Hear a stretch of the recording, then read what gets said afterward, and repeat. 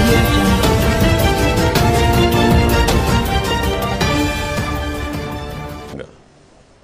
మతాలకు అతీతంగా కులాలకు అతీతంగా మనం నిలబడాలి. అంతకన్నా గ్రేటర్ ఎగ్జాంపుల్ ఆయనే మనకి. పవన్ కళ్యాణ్ గారు ఆయన విశాలమైన హృదయం, ఆయన ఆలోచన, ఒక నమ్మకంతో మనం అనుకునే మాటలే కాకుండా ఆయన నిజ జీవితంలోనే ఇది సాధ్యం అయ్యేటట్టు మనం చేయాలి అనే మంచి ఆలోచన ఆయనలో ఏదైతే ఉందో నిజంగానే మనం గర్వపడాలి. ఉత్తరాంధ్రలో ఉన్న సమస్యల గురించి, రాయలసీమలో ఉన్న రైతాంగంలో ఉన్న సమస్యల గురించి, కరువు ప్రాంతాల్లో ఎలా ఈరోజు ఇబ్బంది పడుతున్నారు. గత వారం పోలవరంలో వెళ్ళి అక్కడ నిర్వాసితులకి ఒక అన్నగా, ఒక అండగా ఏ విధంగా ఆయన నిలిచారు. ఈ ఫీలింగ్స్ అన్నీ కూడా ఏంటంటే మనలో మనకి ఆ కమిట్మెంట్ ఉన్నప్పుడు మనం రిఫ్లెక్ట్ చేయగలుగుతాం. మనం కేవలం ఒక జెండా పట్టుకుని మనం తిరిగి ప్రజల్లోకి వెళ్ళి మనం ఒక క్యాంపెయిన్ చేసి వచ్చాం అనుకుంటే మాత్రం ఆ అటాచ్మెంట్, ఆ ఎమోషనల్ బాండింగ్ మనకి ప్రజలతో నుంచి రాదు. ఐదో ప్రధానమైన అంశం, ప్రతి కుటుంబానికి, ప్రతి వ్యక్తికి ఎకనామిక్ లీడర్షిప్ ప్రొవైడ్ చేయాలి. ఎకనామిక్ లీడర్షిప్ అంటే ఏంటి? కొన్ని ప్రభుత్వాలు వచ్చి ఒక వర్గానికో ఒక ప్రాంతానికో కొన్ని కులాలకే ప్రాధాన్యత ఇచ్చుకుంటూ వస్తూ ఉన్నాయి. ఆ పొరపాటు ఏనాడు కూడా మనం చేయకూడదు. అందరినీ మనం ముందుకు తీసుకెళ్దాం, అందరికీ ఆ లీడర్షిప్ ఇద్దాం, అందరికీ అవకాశం ఇద్దాం. ఎందుకు? చాలా టాలెంటెడ్ పీపుల్ ఉన్నారు. కింద స్థాయిలో ఉన్న వ్యక్తులు కూడా ఈరోజు భారత రాజ్యాంగంలో కల్పించిన హక్కుల్ని బేస్ చేసుకుని ఎంతో కష్టాలను అధిగమించి వాళ్ళ తల్లిదండ్రులు కష్టపడి చదివించిన పాఠశాల నుంచి వీళ్ళు పైకి వచ్చి మరి ఈ స్థాయికి దేశమే గర్వపడే విధంగా వాళ్ళు ఉన్నత స్థానాలకు ఎదిగారు. అటువంటి వ్యక్తుల్ని మనం ఒక ఇన్స్పిరేషన్గా తీసుకోవాల్సిన అవసరం ఖచ్చితంగా ఈ రోజున్న రాజకీయాల్లో స్పష్టంగా కనపడుతుంది. నాకు మర్చిపోతున్నారు. ఏదో ఒక యానివర్సరీ చేస్తారు, ఒక ఫంక్షన్ చేస్తారు, అది చాలా ఇబ్బందికరమైన విషయం. స్టాచ్యూస్ పెట్టుకుని మనం పోయి గార్లెండ్ చేసి వచ్చేస్తున్నాం అంతే, ఒక ఫోటోగ్రాఫ్ కోసం చేస్తున్నాం. అలా ఏనాడు చేయకుండా ఈ 5 అంశాలపైన జీవితంలో మనం ఇందులో ఎక్కడ కూడా మనం కమిట్మెంట్ నుంచి మనం తప్పకూడదు. మన సంకల్పం, ఒక కార్యాచరణ, పార్టీలో ఉన్న ప్రతి ఒక్కరు కూడా ఈ వాయిస్ తేడా ఉండదు, ఈ ఆలోచనలో ఎప్పుడు తేడా ఉండదు అనే నిర్ణయం తీసుకున్నాకనే మాకు ఆ ధైర్యం వచ్చింది. ఆ ధైర్యం ద్వారా మీ అందరికీ కూడా ఏంటంటే ధైర్యం లేదనో, ధైర్యం తక్కువ ఉందనో, ఎక్కువ ఉందో అనే పాయింట్ ఇక్కడ కాదు. ధైర్యంతో పాటు మనకి జాగ్రత్త ఉండాలి. జాగ్రత్త లేకపోతే మన రాజకీయాల్లో ఎదగలేం. ఇది చాలామంది పొరపాటు చేస్తారు. దేనికైనా నేను సిద్ధం అంటారు. దేనికి సిద్ధం? వచ్చిన పర్పస్ ఏంటి? మనం సమాజానికి ఉపయోగపడడానికి మనం జీవితంలో అడుగు పెట్టాం. అదొక్కటి గుర్తుపెట్టుకోండి. అది ఏనాడు కూడా మర్చిపోకుండా ఆ కాన్సెప్ట్ తోటే మనం కష్టపడి ముందుకెళ్తే విజయాల గురించి ఖచ్చితంగా మనం ఆలోచించుకోవడమే కాదు, ఆనందిస్తాం కూడా. వస్తాయి ఆ రోజులు.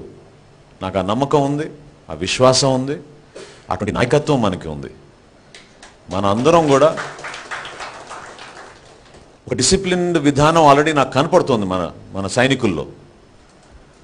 ఆ డిసిప్లిన్ విధానాన్ని పొలిటికల్ ఫ్లేవర్ తెచ్చుకుని ప్రతి కార్యక్రమానికి మన ఇన్వాల్వ్మెంట్ ఉండాలి. పవన్ కళ్యాణ్ గారు ఎక్కడ పోయినా జనం వెంటబడుతున్నారు.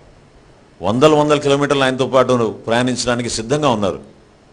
అది బేస్ చేసుకుని మనకి సరిపోయిందిలే, మన డ్యూటీ అయిపోయింది అనుకుంటే మాత్రం చాలా పొరపాటు పడుతున్నాం. మనం ఖచ్చితంగా మన ప్రణాళిక ఏంటి, మన ముఖ్యమైన ఉద్దేశాలు ఏంటి?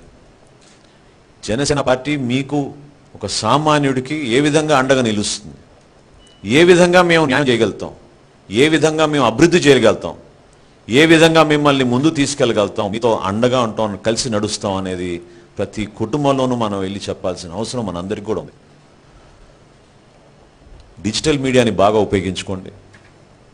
కేవలం ఏదో ఒక వాట్సాప్ ఫేస్బుక్లోనో ఫోటో పెట్టేస్తే మన డ్యూటీ అయిపోయింది అనుకుంటే మాత్రం చాలా పొరపాటు చేస్తున్నాం.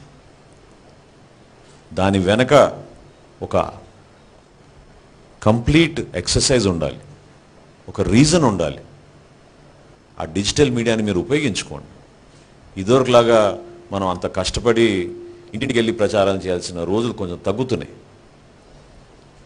డిజిటల్ మీడియాని కరెక్ట్గా ఉపయోగించుకుని మన నాయకుడికి ఉన్న ఆదరణని మనం కన్వర్ట్ చేసుకునే విధంగా, పొలిటికల్ ఫ్లేవర్ తీసుకొచ్చే విధంగా, ఆ కమిట్మెంట్ తోటి ప్రజల్లో కూడా మనలో వచ్చే విశ్వాసాన్ని మనం ఇంకా పెంచుకుంటూ పోవాలి.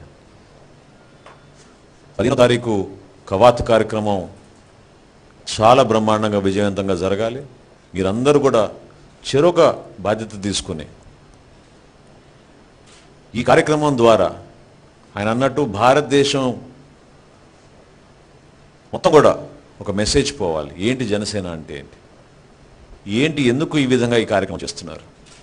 పబ్లిసిటీ కోసమా, లేదా మనం ఎవరితోనో పోల్చుకోవడానికి కోసం కాదు. మన ఓన్ కమిట్మెంట్ కోసం, మనం ఏదైతే నమ్ముతున్నామో ఆ బిలీఫ్స్ కోసం, ఆ నమ్మకాని కోసం, దానికోసం చేయండి ఈ కార్యక్రమం. ఆ కార్యక్రమం తర్వాత అనేక మంచి కార్యక్రమాలు కళ్యాణ్ గారు ఆల్రెడీ ప్లాన్ చేసుకున్నారు. వాటిని కూడా మీరు ప్రజల్లోకి తీసుకెళ్ళడానికి సిద్ధం అవ్వాలి. ఎన్నికలు ఎప్పుడు వచ్చినా మనం సిద్ధంగానే ఉందాం.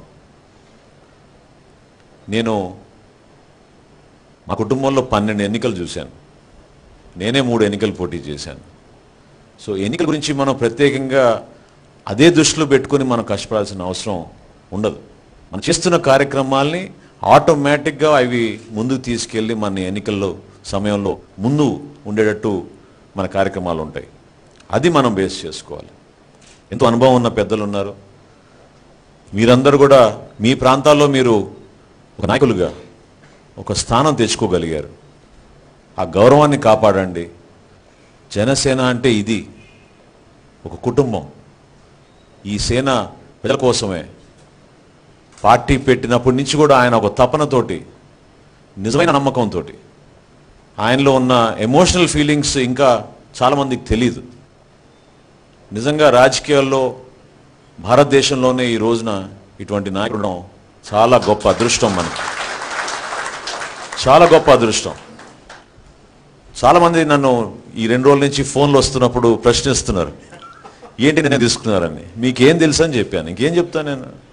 ఎందుకంటే మాలో ఉన్న బాండింగ్, మేము ఏ విధంగా మేము ఎమోషనల్గా కనెక్ట్ అయ్యాము, ఏ విధంగా మేము మా వాల్యూస్ని మేము ఒకరికొకరు పంచుకుని ఈ వాల్యూస్ని బేస్ చేసుకుని జీవితాంతం మనం ముందుకు నడుచుకుందాం నిర్ణయం తీసుకున్నాము. అది మేము ఎవరికి ఎక్స్ప్లెయిన్ చేయలేము. ఆ నమ్మకం నా ఒక్కడికే కాదు, మీలో కూడా ఆ ఫీలింగ్స్ రావాలి, మీలో కూడా ఆ పట్టుదల రావాలి. మీరందరూ కూడా అదే కాన్సెప్ట్ తోటి ముందుకు తీసుకెళ్ళాలి. మనని ఎవ్వరూ ఆపలేరు. మన బలం మనకుంది. మనం ప్రూవ్ చేద్దాం. యువత మనలో ఉన్న మనందరూ వెనక ఉన్నారు. చాలా ఉద్రేకంగా, ఆవేశంగా, ఎంతో ఆనందంగా ఉన్నారు యువత ఈరోజు.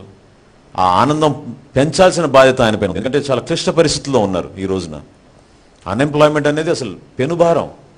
దేశానికి ఆయుధంగా ఉండాల్సిన యువత ఈరోజు అన్ఎంప్లాయ్మెంట్ వల్ల నలిగిపోతుంది.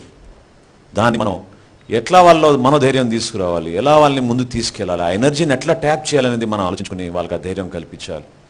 వ్యవసాయ రంగంలో ఉన్న సమస్యలు దయచేసి అధ్యయనం చేయండి. నేను మీకు చిన్న ఉదాహరణ చెప్తాను. నేను ఈ రోజుకి కూడా 3 నెలలకు ఒకసారి నేను విశాఖపట్నం ఏజెన్సీలకు వెళ్తాను. ఎక్కడెక్కడ ఉన్న మారుమూల గ్రామాల్లో వెళ్ళి పర్యటించి అక్కడ గిరిజనులతోటి సంప్రదించి వాళ్ళ సమస్యలు ఏంటి, వాళ్ళ జీవన విధానాలు ఏంటి తెలుసుకుని వాళ్ళతో పాటు టైం గడుపుతూ ఉంటే అసలు నిజంగానే మనం ఏంటి, మన పరిపాలన ఏంటి, ఎందుకు మన పాలకులు ఈ విధంగా అభివృద్ధి చేయలేకపోయారు, కారణాలు ఏంటి తెలుసుకోవాలి మనం. ఎందుకంటే రేపటి రోజు మనం కూడా ఆ స్థాయికి ఎదిగినప్పుడు మనం కట్టుబడి ఉన్న వాటి గురించి నిలబడి వాళ్ళకి అటువంటి పరిపాలన ఇస్తేనే మనం కూడా వాళ్ళ నమ్మకం వాళ్ళు నిలబెట్టుకోగలుగుతాం. కాబట్టి మీ ప్రాంతాల్లో కూడా మీరు సమస్యలు గుర్తించండి. ఆ సమస్యలు మీరు చాలా క్షుణ్ణంగా లోతుగా పరిశీలించుకుని అధ్యయనం చేసుకుని మంచి ఇష్యూస్ ఉంటే అధ్యక్షుల వారికి చెప్పండి. పార్టీ తరఫున మనందరం రియాక్ట్ అవుదాం. ఆ ప్రాంత ప్రజలకి మనం న్యాయం చేసేటట్టు మనందరం కలిసి పనిచేద్దాం. ఇష్యూ బేస్డ్ పాలిటిక్స్ పెట్టుకుని మనం ముందుకు వెళ్దాం. ఈ ఆలోచనతో మీ అందరి ముందుకు నేను వచ్చాను. కొంతమంది అనుకోవచ్చు ఫస్ట్ డేనా సెకండ్ డేనా అని. కాదు, ఇది ఎక్కడో మా జీవితంలో రాసి ఉంది. ఆ వెంకటేశ్వర స్వామి ఆశీర్వదించారు. భగవద్ నిర్ణయంగా మేము భావించుకుంటున్నాను. చాలా గొప్ప అదృష్టవంతుడిగా నేను భావించుకుంటున్నాను. ఆ స్ఫూర్తిని, ఆ విలువల్ని ఏనాడు కూడా వీడకుండా మీతో పాటు కలిసి పనిచేస్తాను. ఇంత చక్కటి ఆహ్వానం పలికినందుకు, ఒక సోదరుడని నేను కళ్యాణ్ గారు అనడం, మా ఇద్దరి అన్నయ్య చిరంజీవి గారితో నేను ఎంత క్లోజ్గా ఉండేవాడో కొంతమందికి తెలుసు. సో ఆయన ఆశీస్సులు కూడా మనకు ఉన్నాయి. చిరంజీవి గారి బ్లెస్సింగ్స్, తెలుగు ప్రజల బ్లెస్సింగ్స్, వెంకటేశ్వర స్వామి బ్లెస్సింగ్స్ని తీసుకుని కష్టపడి మనందరం పనిచేద్దాం. మీరందరూ దయచేసి నన్ను కుటుంబ సభ్యుడిగా ఆహ్వానించినందుకు, మీలో ఒక్కడిగా నన్ను మీరు గుర్తించినందుకు నేను కూడా ఆ గౌరవాన్ని నిలబెట్టుకుని మీ ఎంబడే నడుస్తా అని మరొక్కసారి చెప్పుకుంటూ, పవన్ కళ్యాణ్ గారికి మనస్ఫూర్తిగా ఈ అవకాశం నాకు కల్పించి నన్ను ఇంత మంచి మాటలతోటి ఆహ్వానించినందుకు, ఆ గౌరవం నాకు ఇచ్చినందుకు నేను ఎంతో గర్వపడి ఆయనకి ధన్యవాదాలు తెలుపుకుంటున్నాను. Thank you so much.